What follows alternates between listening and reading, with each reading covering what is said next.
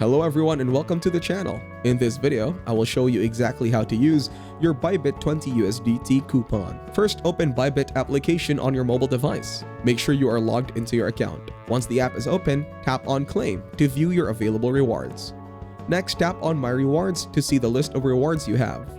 Find the 20 USDT coupon and tap on it. After selecting the 20 USDT coupon, tap on How do I use it option. This will provide you with instructions on how to use the coupon effectively. Follow the instructions provided. After reading them, go back and tap on Accept from My Rewards section to activate the coupon. Now return to the main screen and tap on Derivatives tab to access the trading section. Here you will see various trading options and charts. Tap on the plus icon next to USDT to proceed. In this section, you can check the available USDT balance. Enter the limit for your trade.